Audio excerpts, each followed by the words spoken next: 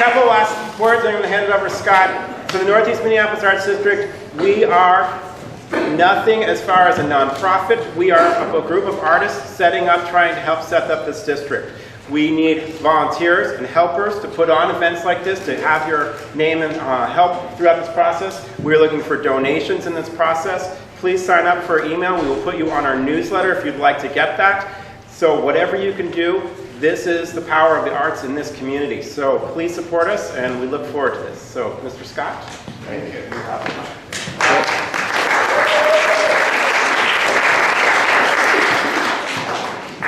Can everybody hear me? Yes. Okay. Good evening. From the Ritz Theater in Northeast Minneapolis, I'm Scott Curran, and I will be the moderator of tonight's forum. I want to thank Fair Vote, for coming and explaining that. And I'd like to thank the band Just Out Timber Pond for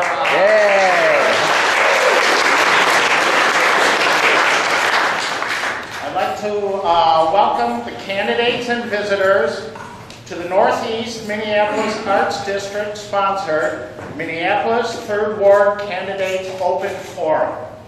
Our candidates tonight are Michael Catch, Libertarian endorsed candidate. Hey.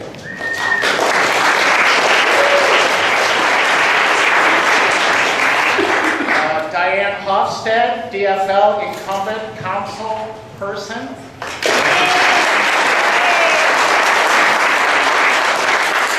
Christina Gronquist, Green Party endorsed candidate. Jacob Fry. Okay. He's our guy. Okay. DFL endorsed candidate.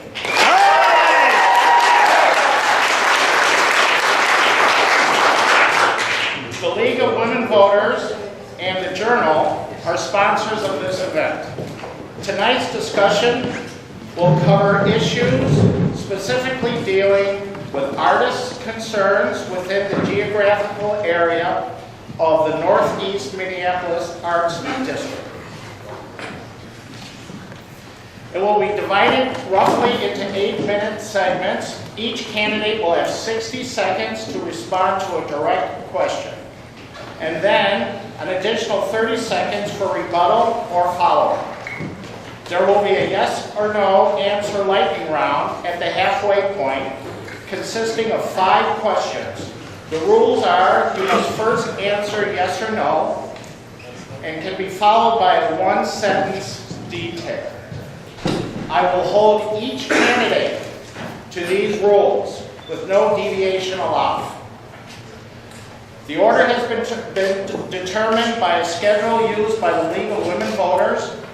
This is standard for debates and forums. The specific subjects and questions have been pre-selected by the Northeast Minneapolis Arts District. The audience here in the hall shall remain very polite. No cheers, no applause, no improper outbursts. Except right at this minute now as we welcome all of our candidates.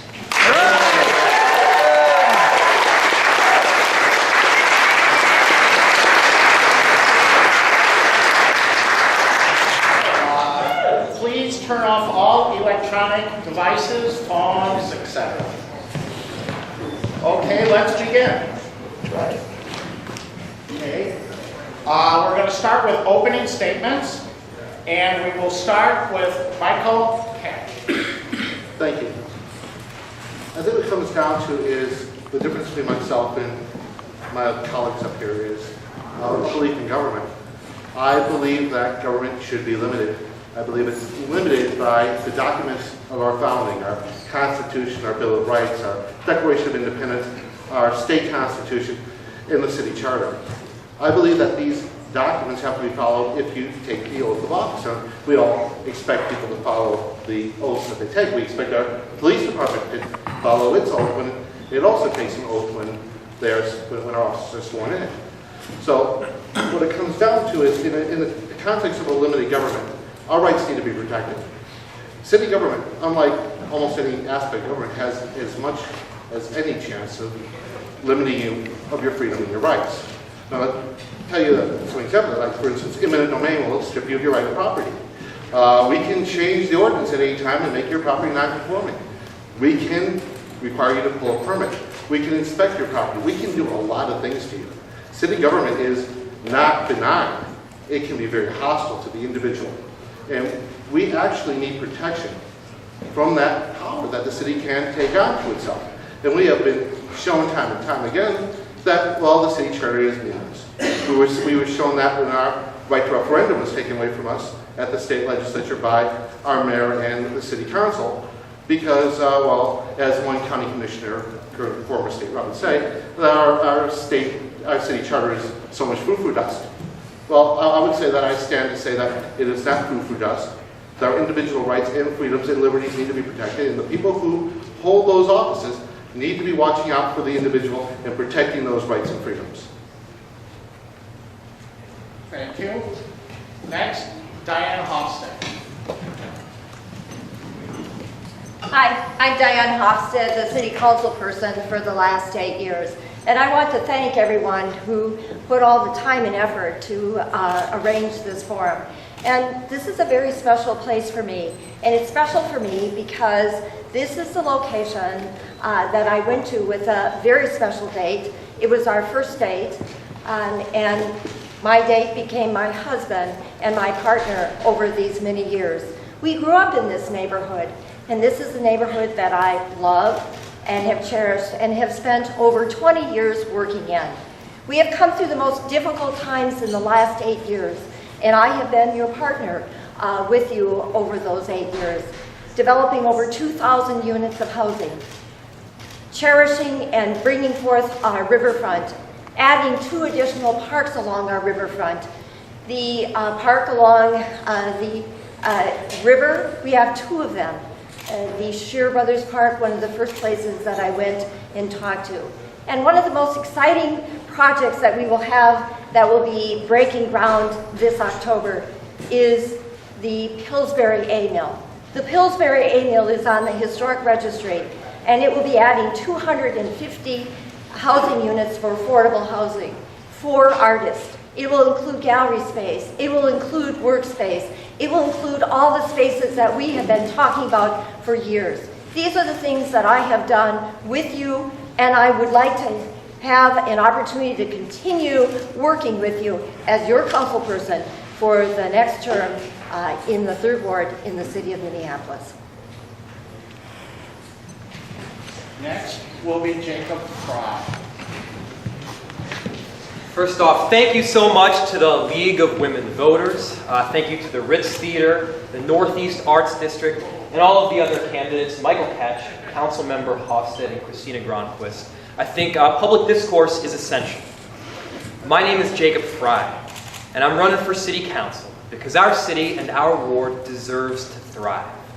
And through grassroots organization that includes everybody in the process, through innovative vision and through responsive, effective leadership, we can make sure it does just that. I, like so many of you, I fell in love with this city. I fell in love with the notion that I could walk across the Mississippi River on my way to work. I fell in love with an activist, engaged population fully capable of enacting the change they envision. I fell in love with the creative class that adds oomph and vibrancy to a great city. I believe in a neighborhood, in a city that is built on diversity. Diversity in terms of people. Our differences make us stronger. Diversity in terms of transportation options, conducive to young and old alike. Diversity in terms of employment, education, even restaurant choice. Diversity in every sense of the word will make our ward a stronger, better place to live. I believe in a ward, in a big old neighborhood that isn't divided by the Mississippi River, but is united by it. A big old neighborhood that is a great choice for families. A big old neighborhood that is an excellent place to start a small and local business. And the arts is a key part in all of this. I grew up in an artist's family. Both of my parents were professional modern ballet dancers. My sister is a children's book illustrator. So while I have minimal artistic talent myself, I do understand the value that it adds. And it does add tremendous value. Yeah, my name is Jacob Fry, and together we can achieve this big old neighborhood. And then, Christina Gronquist. Hi, my name is Christina Gronquist, and I'm running. I'm endorsed by the Green Party, and I'm running to bring citizen empowerment back to the table. And I've been very disillusioned by many of the things that have gone down in the last couple terms, and I'd like to bring accountability and transparency back to City Hall. I'm also have been a longtime Green Party member, and I'm very proud of what the Green Party values stand for. I'll just say a few things about myself briefly. My biography is I'm a Minneapolis resident, lifelong Minneapolis resident.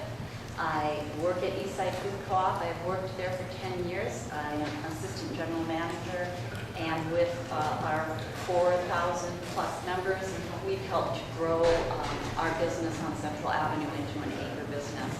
I also serve on the St. Anthony West Neighborhood Organization Board, have for several years, and I'm a founding member of the Northeast Investment Co-op, which is a really excellent new economic model for development for distressed areas. I also work as a volunteer and a mentor with Achieve Minneapolis, which is the nonprofit partner to the Minneapolis Public Schools, and also has been a long-time peace and justice activist on a number of fronts. And for me, one of my attractions to the Green Party is that the Green Party is not just a local party, a Minnesota party, a state party, a national party. A Green Party it's an international party, so there are Greens around the world. And I love the interconnectedness of things where you can act local and globally at the same time. And I love Northeast, I love the arts, and I feel like home here, and I want to thank this group for putting this event on. Thank you. Okay. We are going to have our first question now. It's a 1 minute time limit. And just for this once, we're going to again go down the line. The first question is, why is the 3rd Ward important? And we will start off with Michael Cash. I think we start with the Mississippi River. The 3rd Ward is where we all started. This is where it all began.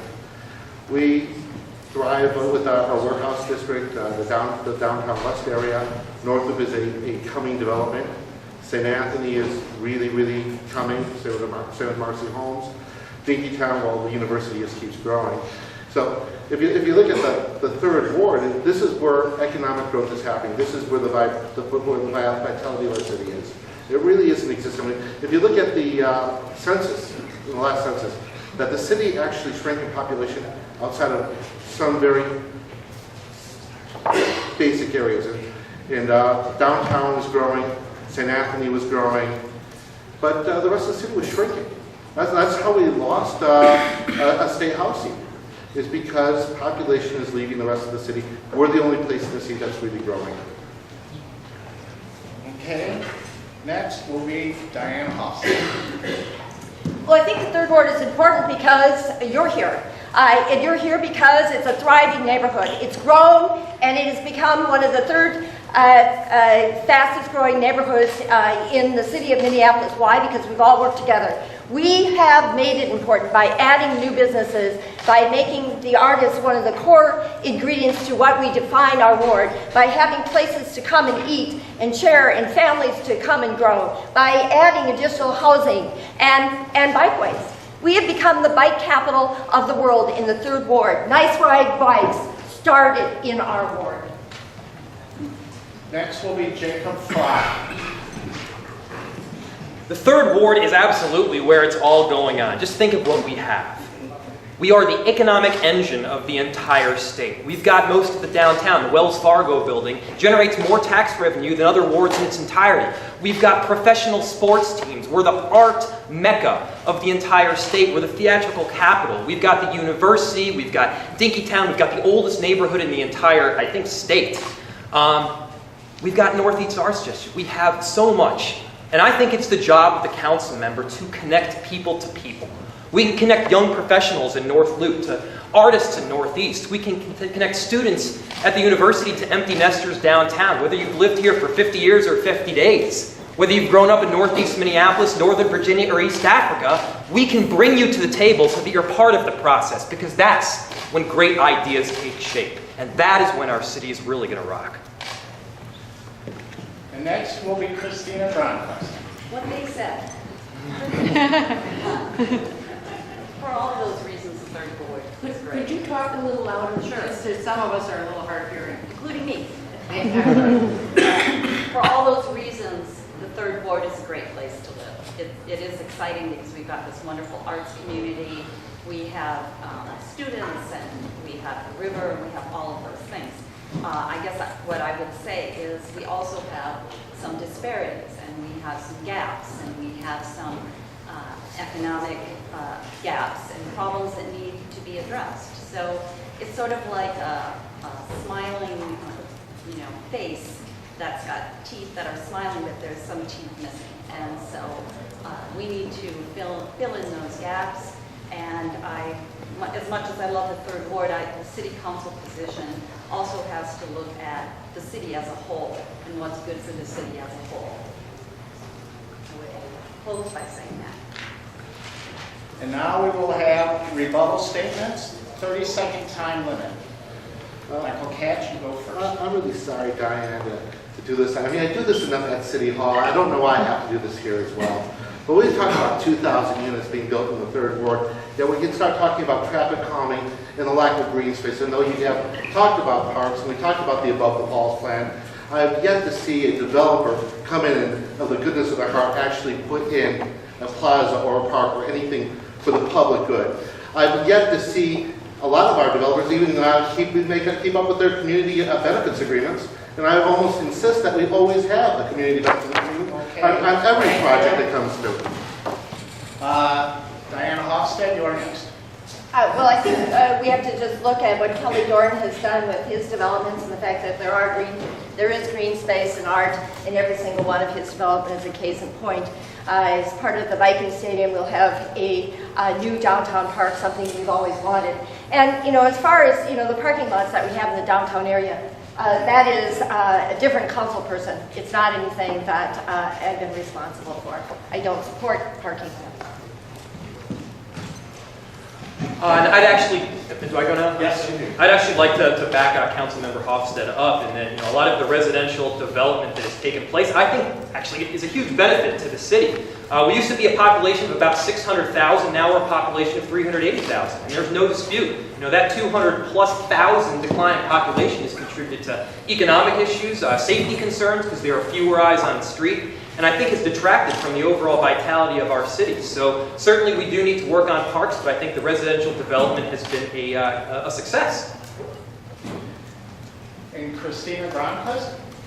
Well, I guess I'd like to focus on the fact that we do need to look at the development that's happening in this ward with a critical eye, and especially the development that's been concentrating especially in the Dickeytown area, and the proliferation of housing that seems to be primarily geared towards luxury and high-end housing. I think we need to look at affordable housing. And I do think we can get much bigger bang for our buck by supporting the arts than private funding for sports stadiums. Okay, now on to question 2. I want to thank the candidates for staying within their 1 minute allotted time. The question is, how can the city develop arts patronage in our arts district? And we will start off with Diane Hofstad. Thank you. I think that's a great question, and it's something that we've encouraged and promoted within the third ward in the city of Minneapolis. One of the ways that we do that is by the 1% for art. I instituted that as a policy as a member of the Minneapolis Library Board over 25 years ago. It's been so successful that it was adopted by the city of Minneapolis and now Hennepin County. That's how we get and encourage patronage. In addition to that, we have the Great Streets and a number of other initiatives that we have in the city that encourage and increase patronage. Jacob Fry. Well, I think it's important to first recognize that oftentimes regulations, ordinances, permits, licenses, they detract from the ability of an artist to open shop and in some cases remain in business. Picture for a moment an art opening on some random street in Paris. I know Paris isn't Northeast, but work with me for a second here. The artist, she comes down from her loft, right out onto the street, sets up a card table, throws down maybe 3 or 4 bottles of wine, 4 or 5 glasses, hits some tunes to lift the ambiance a little bit, walks over to a vacant industrial building and puts up 4 or 5 beautiful pieces of art. 25 minutes later, maybe 30 patrons start coming, adds to the ambiance of the city. The artist makes maybe $1,500 to pay for her next several months of rent. Now, how many of those things do you think you could do in Minneapolis without getting sacked with tickets, right? Certainly can't put the card table up because you can't open a small local business without a permit. It's probably some impeding on the sidewalk. You can't have the wine without a liquor license. Certainly can't hang anything on an industrial building. So we need to enable artists to practice their trade. It's important. Next will be Michael. Well, to build on what Jacob was saying, the city does a lot to get in the way of small business, and I said that so far as the city council goes, and this is where everybody hates me, and okay, start throwing things down. I don't think the city does anything toward promoting the arts. I think that the artists promote themselves. The city just creates a climate for them to operate. This is where government becomes limited. We're not supposed to be taking your tax dollars and dedicating to any of these other venues other than keeping you safe, protecting the infrastructure, and doing these other things. If you remember, we only receive property taxes here. Property taxes are not progressive. Therefore, every time we raise property taxes, there's somebody on a fixed income who won't be able to buy dinner. And we have to keep that in mind. This is not our money that we're spending in city council. This is your money. And there are people who are struggling and need that money, and we cannot treat it as a largesse to pay for some special interest or any special interest. The entire city, all of our people, are our special interest.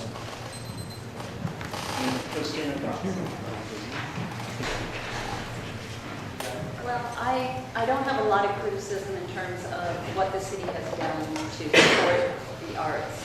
I'm actually pretty impressed with that, and I think we can continue to develop arts business along those lines and just make it stronger. I know that the city has a long-time arts commission that's been operating for almost 10 years. I think it's done a great job. I know we have our own arts coordinator, and we have an index also that measures the economic impact of the arts and creative businesses. And that way, with that index, we can show that the arts community and creative industries actually have a huge economic positive impact on bringing people to our city. I think we definitely need to advertise the arts a lot better than we do. We need to do a lot more marketing of the arts. That's how great I think they are and should remain. Okay. Now we will have the rebuttal. We'll start off with Diane Hobson. Well, we have just recently approved a pop-up restaurant. It's the first pop-up restaurant that we're going to have. It's on West Broadway, so look for it. It's called Treville, and it will be popping up and encouraging people to come to the north side on West Broadway in the 3rd Ward in the city of Minneapolis. We are looking at ways in which we can be creative and encourage artists to do pop-up art. We've approved it. We've got a creative coordinator. We're moving ahead. We need your help to continue the momentum. Okay. Next will be Jacob. Well, I'd like to add that I think we can do more than simply reduce restrictions and regulations. We can also be an advocate, specifically over at the legislature. I'm sure most of you are aware we have this thing called the Legacy Amendment, and under the Legacy Amendment, a little bit less than 2% of the overall budget is devoted to clean water and the arts. Now here's the problem. If you go just across the Minnesota border into Wisconsin and take a snapshot of a flower, the fact that you left the state, it disables you from getting that funding. That's one. Number two, all of this, it all becomes Wonder Bread, because if you have a Republican legislature, I'm being told to stop, everything is filtered down, and you don't get that energy. Thank you. Michael Catch. I'm going to go further, just keep saying that. Listen, we can buy a lot of things. We can have government do a whole lot, and everything's going to cost something. I think that artists, for the most part, like myself, are entrepreneurs. An artist is their own business. They're creating something and they're selling it. They're creating value. Now, yes, we have to take care of them like we take care of any other entrepreneur, but they're not special, and they are not entitled to any special city privileges. And then, Christine. Well, at this point, I guess, what I would say to Michael, because I do understand his points, is we can also look at maybe new models of entrepreneurship for artists, and we can look at new forms of businesses like worker-owned artist collectives and cooperative artist ventures, and those are ventures that don't cost a penny from the government. Those are where people get together and form public art and public art collectives. So I, following you a little bit on your vein that government can't do Okay, anything, thank you. I think there's a happy balance. Okay. Now we're going to do a lightning round. It's a yes or no, and we will also let you add a sentence onto your question.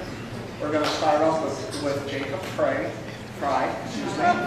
Will you allow murals promoting businesses? Yes, in some cases. Okay, Diane Hofstad. Absolutely, I have, if you look at Rough Love on Marshall Street, it's there. I work to approve it. Christina Gronquist. I don't see any problem with that, so I think the answer would be yes. And then Michael Catch. Yes, the Constitution guarantees the freedom of speech. Okay, question 2. Will you cut red tape regarding content in artworks in public domain? We will start off with Christina Gronquist. I think cutting red tape sounds like a great idea. It's a kind of a chorus that I hear over and over again leveled against the city of Minneapolis when it comes to a number of things. Okay, Michael Catch. Yes, I don't believe in the thought police. I think that if people are going to create and display things in public, that we should be able to see and discuss what they've created.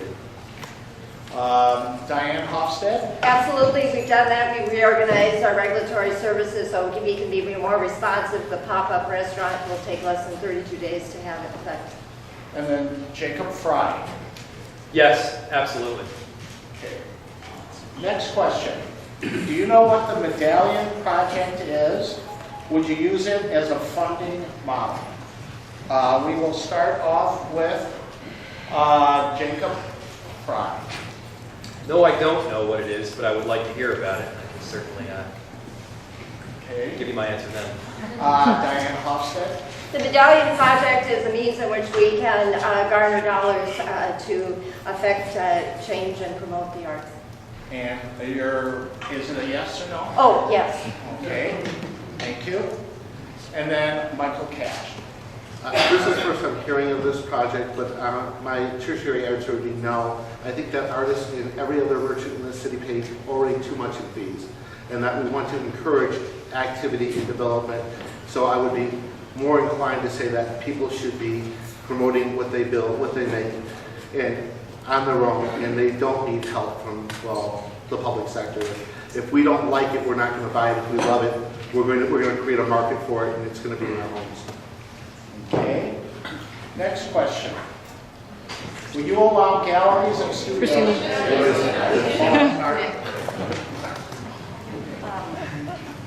Not knowing a lot about it, or just being honest about that, I can't say, definitively yes. I would instead like to point out that there are these other funding models that I've mentioned that I've worked with in my career, both in the private sector and the public sector. Now to the next question. Will you allow galleries and studios to sell liquor at openings? And we will start off with Michael Cash. Absolutely. I think that anything that brings customers in is a good thing for a gallery or for an art venue. I think that we way too restrictive when we talk to when people are going to have a party or do what they're going to do. And I think that it's incumbent on responsible use of alcohol. We do expect our merchants to be responsible. Okay, next is Christina Drunks.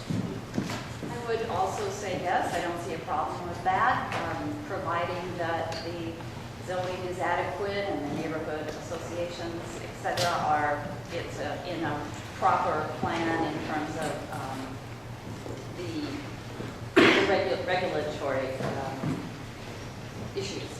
But generally, I would say yes. Okay. Next is Jacob Fry. Yes, during Art World, I was actually in an artist's studio who had previously been just handing out small cups of wine and had pretzels, and they were literally shut down and lost a good portion of their revenue from the year because of it. Okay. And then Diane Hoffs. Yes, I think it adds a social element to the artists, and especially the opening. So I think that we certainly have certain regulations, but working to make those changes is critical. Okay.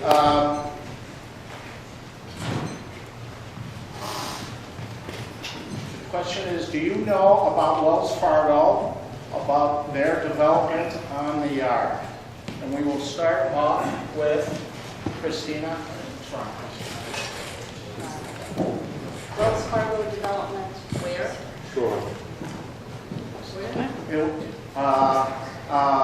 Development, it says on the yard, and I'm not quite sure. References the Viking Stadium projects and the Viking Stadium projects and the properties adjacent.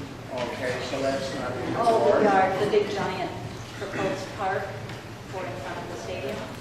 Right. Yes, I'm familiar with that project.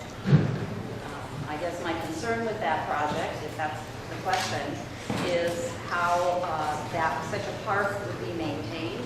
What would be the relationship between the city and the park board? It sounds like a lovely plan to have a huge green space like that, but at the same time, our park board is constantly hit with budget issues and is always a sacrificial lamb, and how would budget? Next will be Michael Catch. Sadly, I'm very, very familiar with this. So let's start out with downtown real estate. Our office sector is only 83% occupied. We're talking about adding This is a million yes square and feet. no. This is a yes and no. Oh, I'm sorry. And we just need, Yes, I'm familiar with it. And you want to add one more sentence? One more sentence. I think that it's a misguided, horrible idea.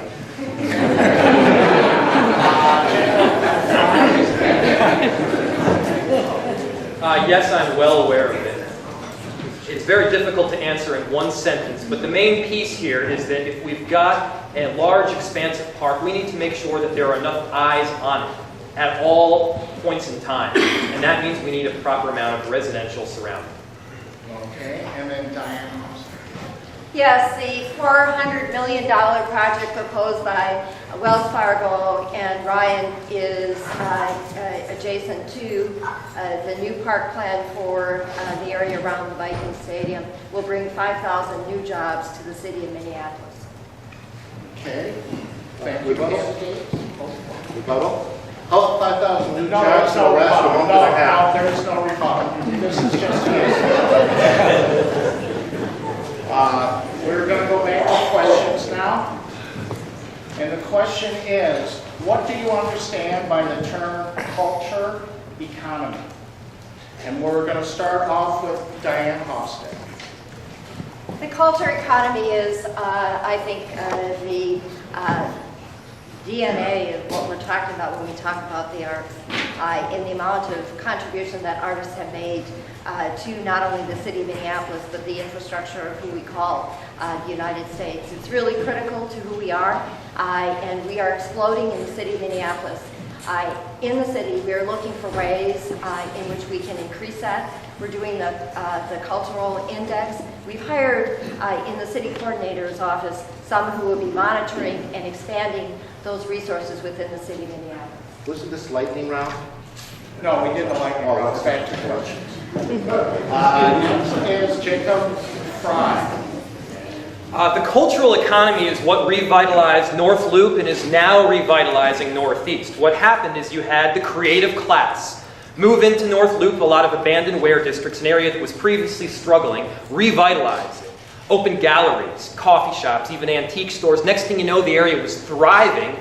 They then sold and then moved over to Northeast. And then they did very much the same thing in Northeast that they were previously doing in North Loop. Now, it is essential to retain this creative class in order to bolster the cultural economy. And there are several ways of doing that. One is subsidized housing for artists. We need more of it. It's essential, especially as you see Northeast gentrifying every single day. The second piece is you need to find ways to lift some of the regulations that impedes them from opening their shop. We can do those things, but you need an effective, responsive city council member to get you there. Okay, next will be Michael Catch. I spent 10 years at the Minneapolis Grain Exchange. I spent previous time at the Chicago Mercantile Exchange. I've been aligned with many economists and have taken that mantle of being an economist myself on a few occasions, though it's only saying that I'm a philosopher. The truth of the matter is that when we talk about subsidized housing for artists, I think that charity is important, but artists are not charity cases. They're merchants and they're entrepreneurs. Now, when we talk about subsidized housing, we should only be talking about the children and the disabled and the elderly. We shouldn't be talking about able-bodied people who should be able to pay their own way. It's these sorts of problems that we come into when we deal with a government that overreaches. And when we're talking about culture, it's the people that make the culture, not the government. There's nothing the government can do to create culture. Okay, and then Christina Fox. Well, I've been excited to be part of a strong cultural economy here in Northeast Minneapolis for the 12 years that I've lived here, attending every art world, and am impressed with the cultural economy, and think that there is a lot that we can do as citizens. Some of it is government. Again, some of us are just independent citizens to promote it. I do think if you're going to look at the cultural economy and you're going to try to match it to a political party, I do feel like the Green Party is very much in sync with keeping the cultural economy of artists alive with our platforms of single-payer health care, which many, many artists don't have, and affordable housing and social justice. And so I would just like for people to look at the Green Party platform and sync that with the cultural economy. Okay. Now rebuttal. We'll start off with Diane Hofstad. Well, there's not much to disagree with. It is important to have a cultural economy, and we have supported that in the city, and I have too taken a leadership position by the 1% for artists on the library board and also to the city council. It is really critical to infuse everything that we are doing in the city with how we increase the cultural and creative economy. Okay. Next is Jacob Fry. Michael was correct that government doesn't create culture, but government can at times fund culture, or at least the artists that help culture out. And the problem is a lot of the culture that we're funding, the only culture at times that we're funding, as I was mentioning earlier, we got cut off, is watered down. It's Wonder Bread art, right? I want art that challenges. I want art that moves us forward, that's risque, that's racy at times, even sexy. That's the kind of art that moves our city along, and we can't just fund the regular old. Okay.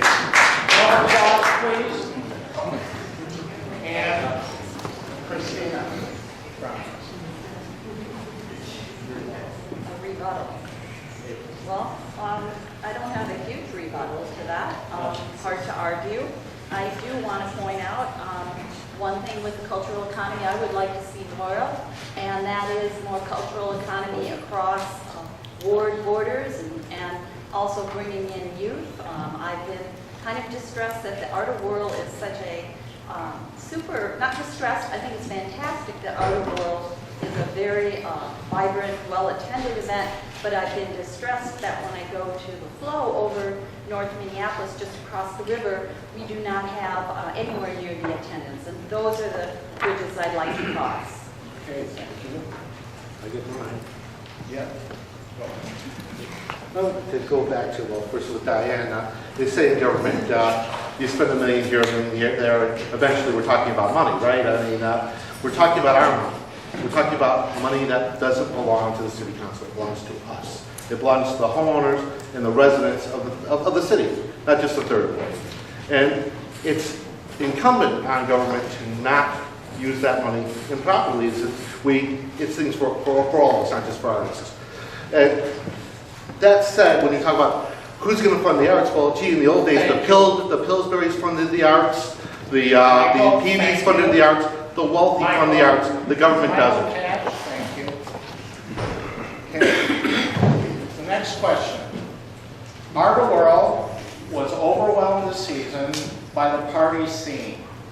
How might we maintain our identity as artists and not just party people? We're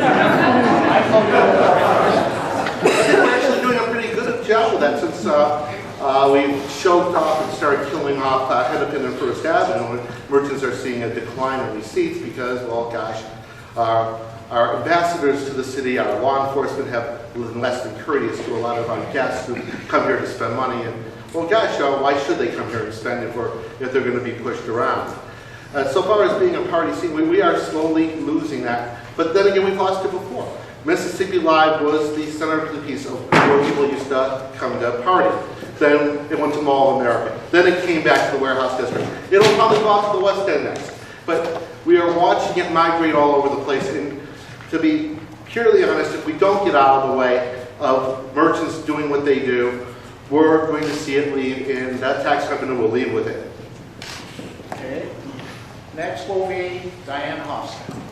Thank you. I think this is a really good question about what's important not only to the arts but the third ward in our city, and that's the element of public safety. Without public safety and the fusion of activity, we don't have the level of camaraderie that we would like to have. So the two go hand in hand. We want to welcome people into our community. We want them to be a vibrant part of our community, but as they come in, we also need to have a public safety element. That's one of the strengths that I bring, my experience in keeping the reduction of crime over 8 consecutive years.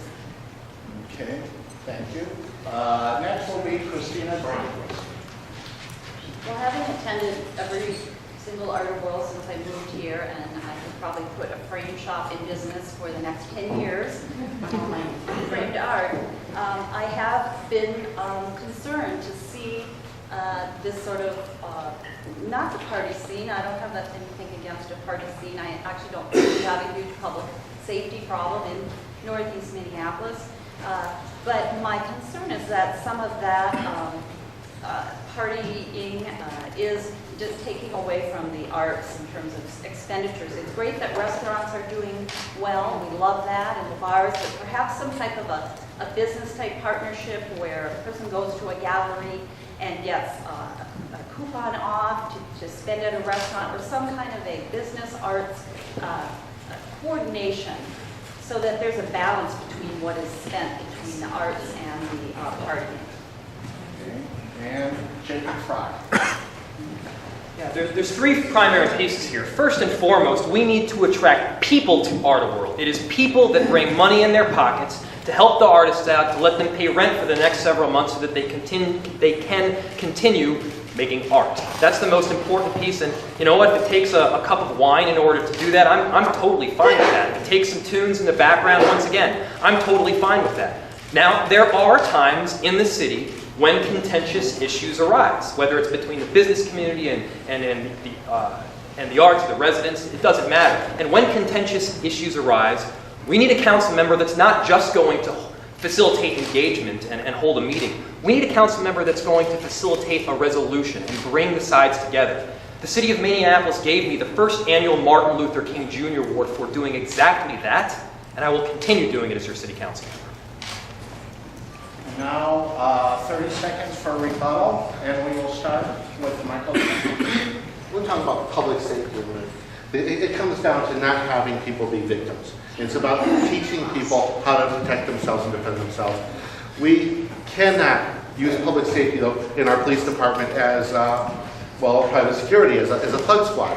Our police department is paid by us and paid well to serve and protect. If people need more security, they need to hire private security companies. Our police need to be out of that business. Furthermore, when it comes down to, you said we need a council member that'll make resolutions. I don't believe in a 13-member oligarchy in the city hall. I think it's the community that makes the Michael, difference. thank you very much. Okay, now we will go to Diana Hoffs. Thank you. Public safety is really a critical part of success. That's one of the reasons why we increased the number of public safety personnel that we've had in the city of Minneapolis, starting with new cadets. In this budget for 2014, we'll see an additional increase, something that I supported. You can't have, in my view, successful businesses, successful neighborhoods without having public safety as being a primary component to that. Okay. Next is Christina. Well, I would just, again, reiterate that I think that the problem can be solved by a balance of looking at the arts and looking at the business community and looking at the folks that are coming here and trying to look at solutions that can link those groups in a more positive way. Again, with public safety, I am, more concerned right now in my campaign with victims of police brutality and racial profiling. I would put that more at the top of my list when it comes to public safety.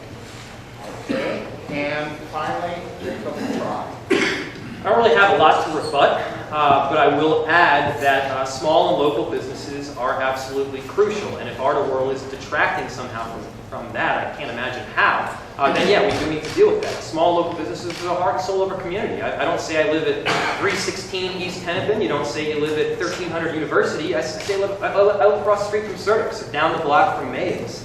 We need to make sure that these small local businesses are provided with roadmaps to success rather than roadblocks to opening, and artists are very much so small local businesses. Thank you. Okay. Now, another question.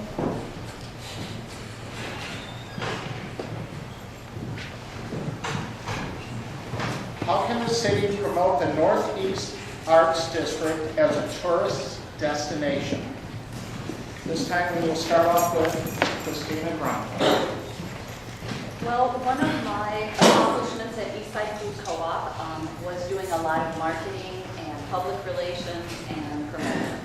And that is how that business grew with double-digit sales growth from the day we opened to right now.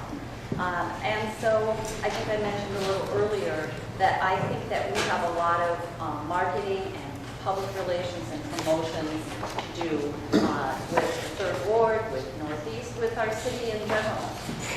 And that is something I feel I could excel in with citizen input.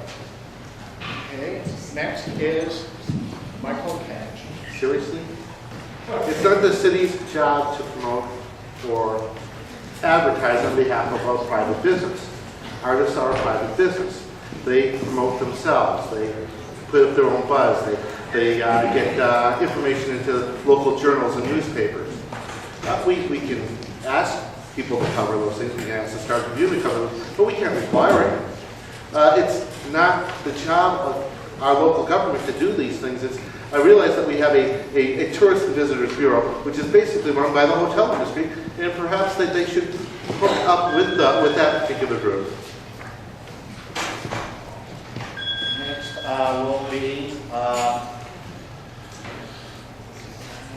will be Jacob Fry. Well, there's two pieces. First, the city council member should be incessantly involved in the community. The city council member should be an organizer. And I've proved again and again the ability to organize. I organized the Big Gay Race, mobilizing 7,000 people, raising hundreds of thousands of dollars in support of marriage equality. Our own campaign, we organized, notwithstanding the fact that we were dramatically outspent, and won the DFL convention with nearly 80% of the vote. That's what organization is about, and that's how you bring people over to the Northeast. The second piece is, you need a city council member that's going to be an ambassador for the Northeast Arts District, and that means going over to some of the young professionals over in North Loop who would love to buy art, have a little bit of cash in their pockets, as well as some of the empty nesters, some of them in the Mill District or on East Bank, and promoting what this Northeast Arts District is about and saying you don't just need to go out to the Walker to see great art. We've got great art right here in our backyard. Okay. And Diane Hofstad. I absolutely believe that the role of the city council person is to promote the city in the 3rd Ward. That is what I have done. I have organized and been a community organizer for the last 20 years. That's why we have Neighborhood Fest. On October 9th, we are going to have our 10th annual Neighborhood Fest. What are we going to do? We're going to celebrate and promote the 3rd Ward in the city of Minneapolis because we want people to be here. We want people to live here. We want families. We want all kinds of stuff. And we can't have it if we don't tell people what we need and create a vehicle so they can reach out to the public. I've done it. I continue and want to do it. Please, no applause. Now for the rebuttal, we'll start with Christina. Well, I totally agree. We need to promote what's good about our city. I don't think that is promoting just individual artists. I really do think that is promoting the arts and the cultural economy, and I think that's very important. I also think we have to, in doing that, not be starry-eyed and also fix what's wrong. We have a lot of people that are not participating in arts and a lot of people that can't afford to buy art and to do their own art. And we need to look at that. We need to fix those gaps. Okay. Michael Patch. I'm not even getting into our organization until you talk about gay rights to a room full of Republicans who are holding their Bibles. You are not a gay rights advocate. I've done that as a member of the state central committee of the Republican Party previously. I've done that. I went and found 5 Republican votes to vote against the marriage amendment. I didn't see you at the legislature. I was there every day. So, that's neither here nor there. What we're talking about now is the fact that we need, the more important thing, just give me a second, is stability in our neighborhoods, and stability is more important than promoting any particular sector. Thank you. Okay, and Diane Hofstad. Well,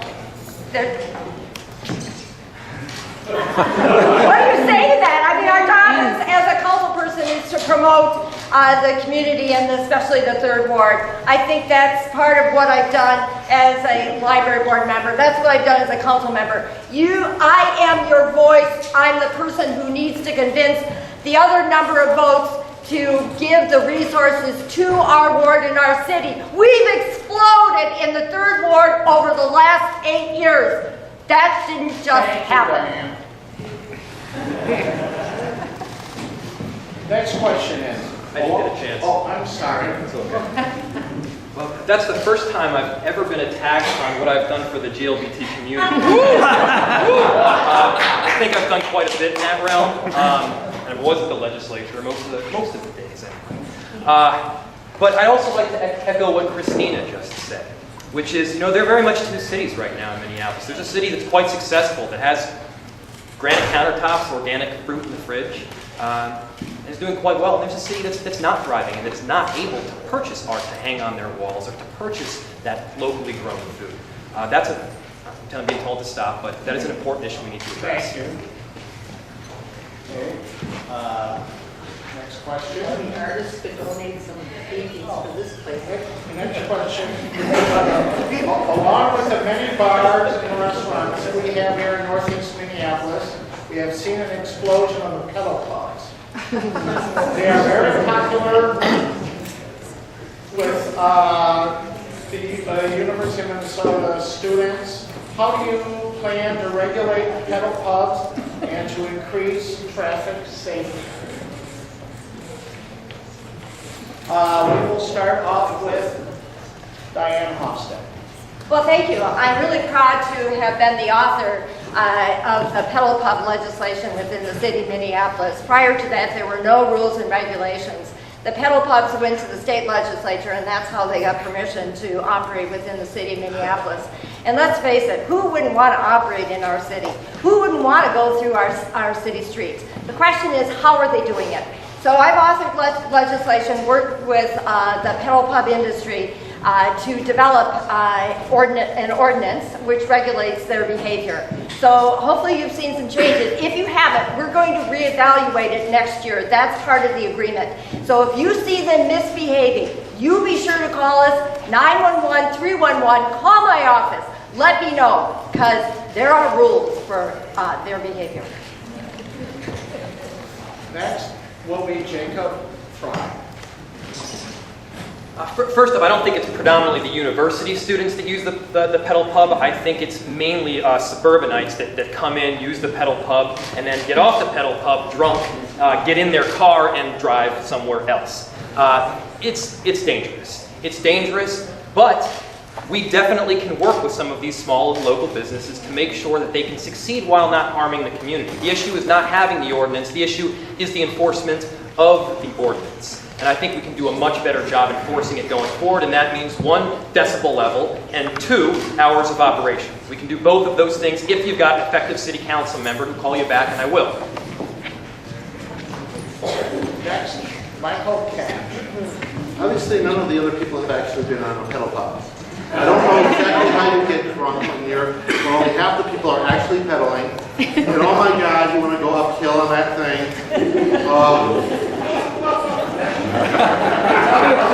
Literally, you bring your own booze. I mean, they don't provide you with anything. They provide you with the pedal pub, and that's it, and the driveway. Pretty much, you're doing all the work. So I've very rarely seen anybody A, be drunk on one of these things, or B, misusing them in any way. I don't see them as a problem, except they go really, really slow, and they really mess up traffic. But we've allowed that because we have bicycle lanes, and they're just another kind of a bicycle. And Christina Brownquist. Pedal pubs are, not at the top of my list of priorities.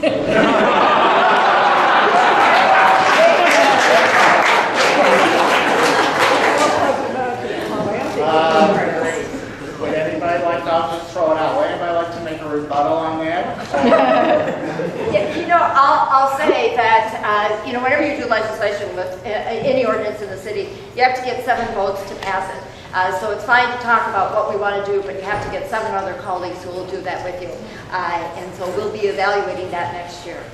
I'm going to do a rebuttal to your rebuttal. I can almost guarantee that on most things that come before the city council, that it will be a 12-to-1 vote, and I'll be the only no vote there. I also guarantee you that I'll be very loud on why I'm a no vote there, and I will be talking to any media that will listen to me as to why the rest of the council is leading us down the road to Detroit and the other cities that are financially troubled. Okay, I'm going to do a little lightning round here. Some are yes or no's, and some are definite answers. We will start with Jacob Fry. Name your favorite artist. Bob Dylan. Okay. Next, we'll go with Diane Hofstad. Oh, so many. Frank Stone. Okay.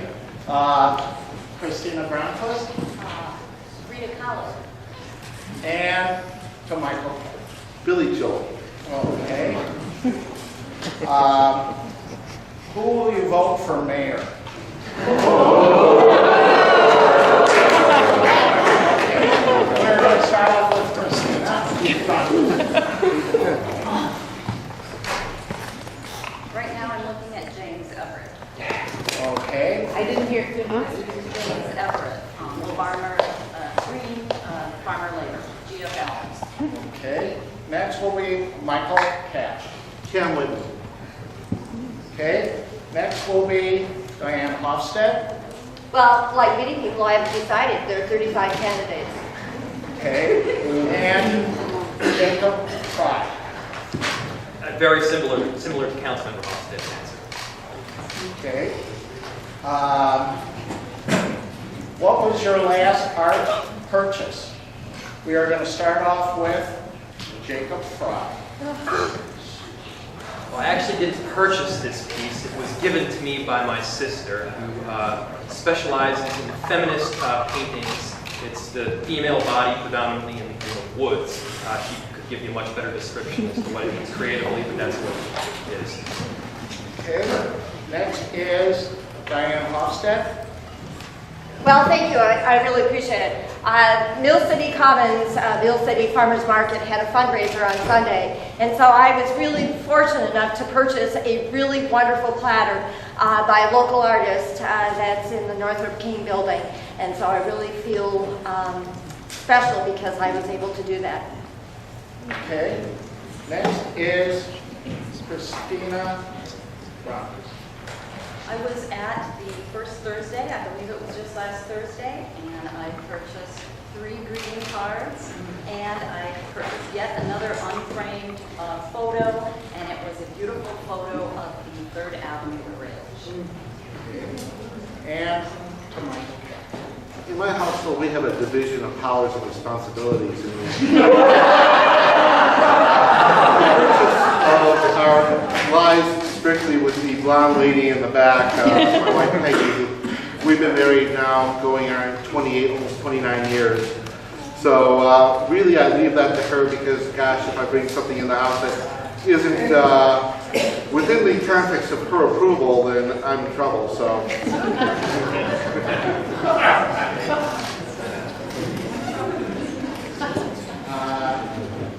Next question is, will you support a collection of Northeast artists' work? We are going to start off with Michael Cash. That's how, what's the question again?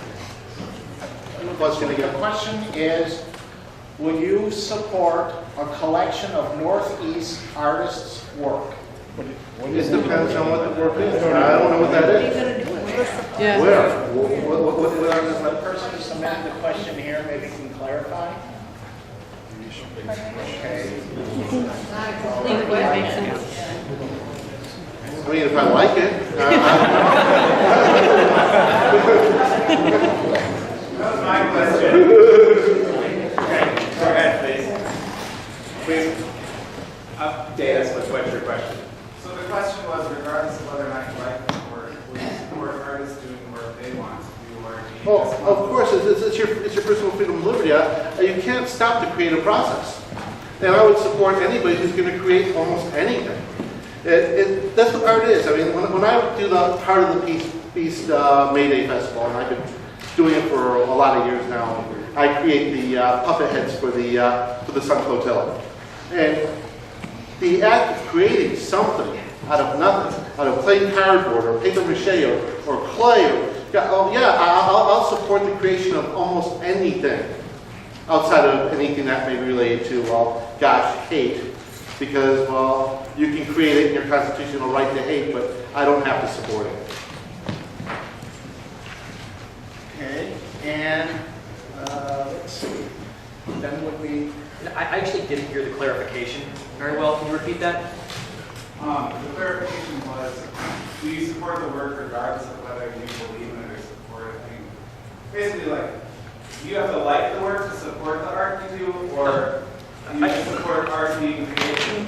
I will support it regardless of whether I like it or not, regardless of whether I agree with it or not. I am a constitutional law attorney, and that's the Fourth Amendment, right? First Amendment, right there. Thank you, sir. Everybody go on that one? Oh, all right. Absolutely. I think art is very broadly defined, and if you look at how we're defining the artists in the $130 million Pillsbury A-Mill project, you'll find it's very broad. It includes artists of all different types, poetry, musicians, the visual artists, as well as the performing artists. So art is to be performed and enjoyed and is guaranteed by the Constitution. I would, agree with that too. Art is very subjective, and I like rap music and get attacked for liking rap and hip hop, and I think it's art. So there you have it. I keep hearing about the artists, what about the homeowners in Northeast that want to do artisanal things with like golden goats now? Please, we Sorry. Rebuttal time. Is there rebuttal time yet? No, these were just, they were supposed to be light. Okay, next question is, why are you running? And we are going to start. No. This is time. This is time. 1 minute. It's 2 minutes. Oh, no, 1 minute, just 1 minute. So what we'll do is we'll just go right down the line. We'll start off with Michael. I think that what the gentleman in the back was trying to ask is a lot about why I'm running. It's about the rights that you have with your private property. The fact that the city really needs to be restricted in what it says you can do to your private property. The city cannot come in and be a big bullet of thought and make you do things that you don't want to do or take down things that that you put up that is lawfully there. And if I don't run, then there's nobody expressing my point of view. I mean, the people here would tell you that, well, government does great things and we have ordinances and gosh, isn't it grand that we can tell people what to do and we can push them around with the police and with inspectors. I'd say that that's the absolute wrong way to go about government, and that's the only reason I'm up here. Okay. Next will be Diane. I'm running because I believe I have a vision for the third ward in the city of Minneapolis, one that I've articulated over the past 20 years. It's a vision that includes all of us in that vision. And it includes the expansion and connection along our riverfront, making it one of the most prominent in the world. It's one that includes transportation and the expansion of the variety of transit options that we have, especially those that are multimodal, that include and promote biking and pedestrian transit. I believe that we can do more together than we can independently, and I've demonstrated that both on the library board as well as my work on the city council. I think that this is the greatest ward in the city. I've lived here all my life, and I want to be able to continue to work with you and partner with you as we continue to build this ward and the city of Minneapolis to be the greatest in the U.S. Okay. Next will be Jacob Fry. I'm running because I want to make sure that every single bit of potential in this war over the next 10 years is realized. And we need an effective, responsive council member, someone with innovative vision to get us there, and someone who's an organizer. We can absolutely do this, but what we need is to be able to work with many different people from many different walks of life, and we've done that. I am so proud of the organization that we've created in this campaign. It's very much so a rising tide of students, of young professionals, of empty nesters, of local business owners, of Somalis, of Latinos, all rallying around a common cause, which is very much a new Minneapolis. We need to take the next step right now. This next decade is crucial. It is absolutely crucial, and now is the time. Okay. And now, Christine. Well, as I have said in my opening, I'm running to bring back transparency and accountability to our city and to empower our citizens again. Recently, our city got a D- in transparency. There were three kind of issues that got me going in terms of running. One was when the charter was violated and the citizens were not allowed to vote on a referendum to whether they wanted to fund a sports stadium or not with public financing. And now we're in league with a basically de facto criminal to go forward with this sports palace. Also, the dismantling of the Civilian Review Authority, I think, has shown to be a colossal failure.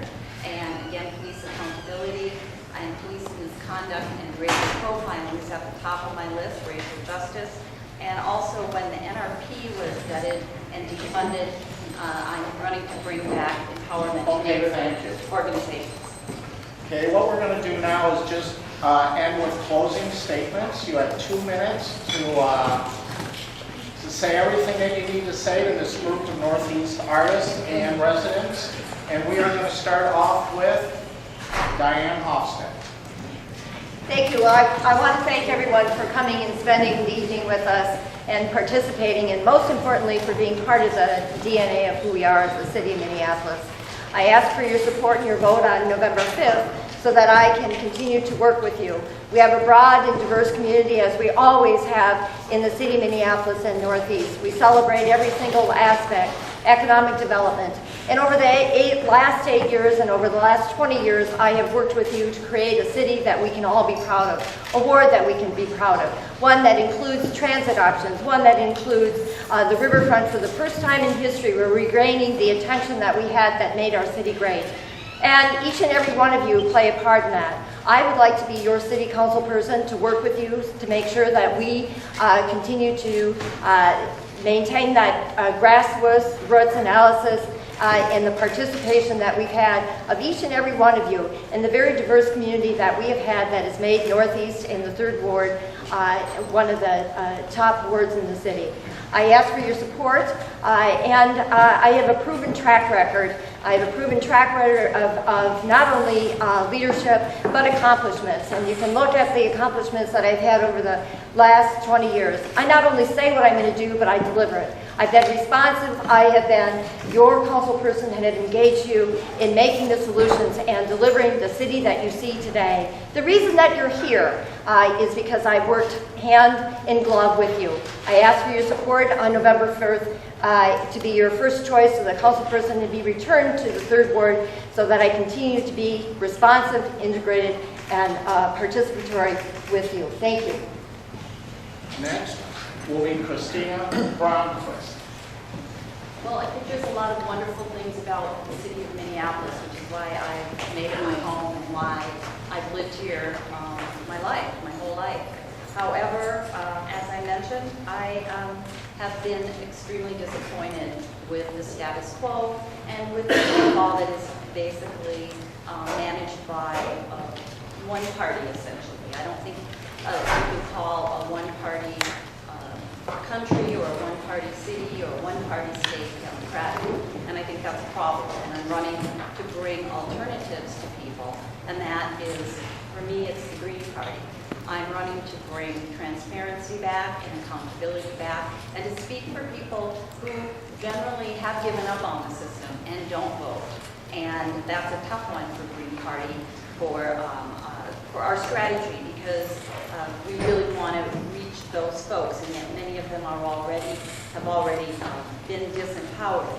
So if you're satisfied with the status quo of the DFL system, if you're satisfied with the police accountability that we have in our city right now, and if you're satisfied with what's happening with the stadium issue, and you're satisfied with the neighborhood organizations, which we need a lot more attention to and empowerment of, if you're satisfied with those status quo positions, then don't vote for me, because what I'm going to represent is people who see and experience a different reality of Minneapolis, and I'd be proud to represent them, and I'd be proud to represent everybody. I have also a proven track record in my career doing a number of things as an activist, as a person who has constantly been engaged,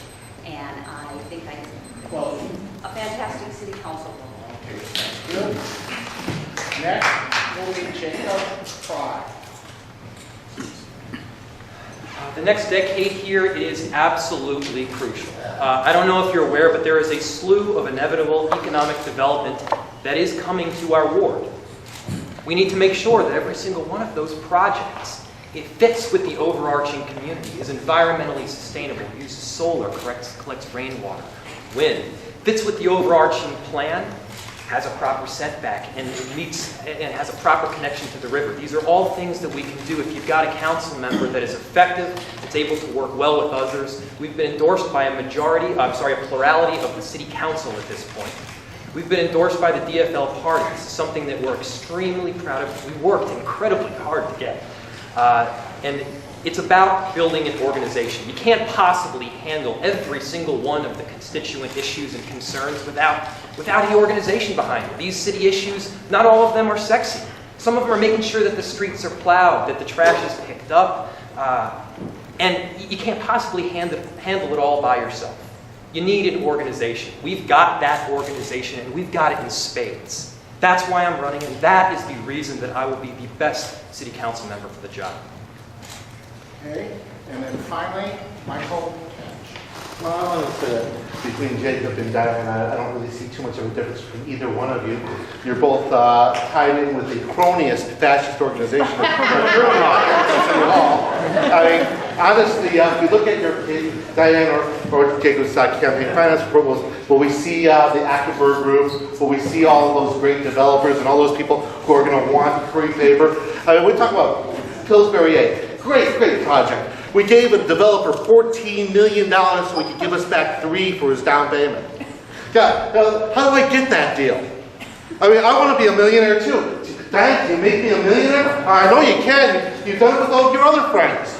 I think that at this point, the only way that we're going to get transparency, we're going to get the corruption out of City Hall, is that we get rid of the sealed bid process.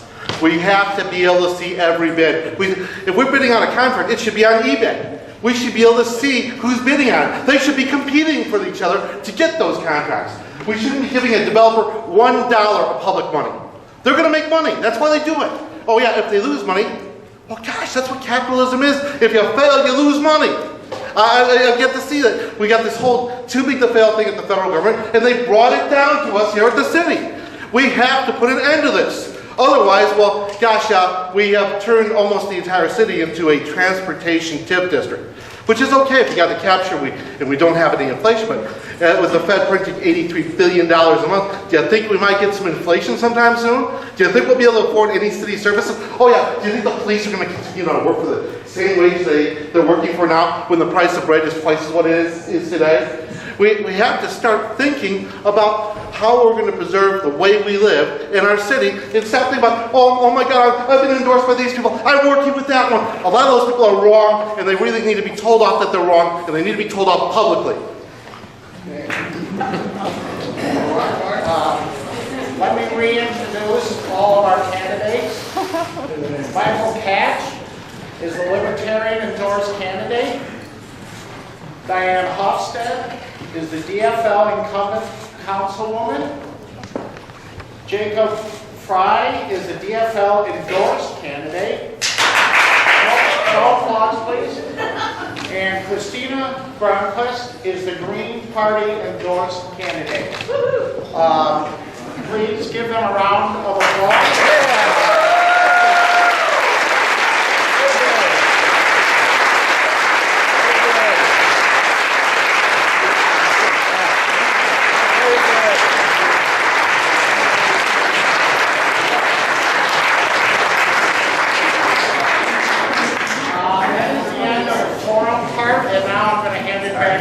Thank you so much. I do want to thank very much Scott for being our moderator tonight.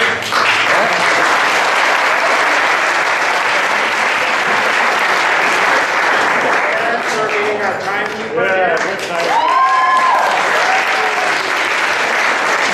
Aldo for being our major soul of how we got this together. Yeah, Aldo.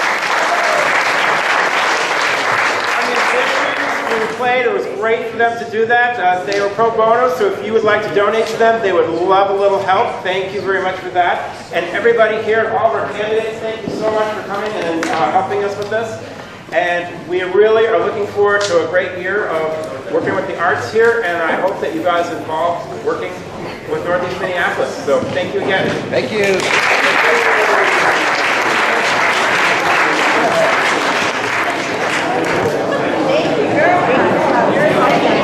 Are you from the uptake? Oh, will this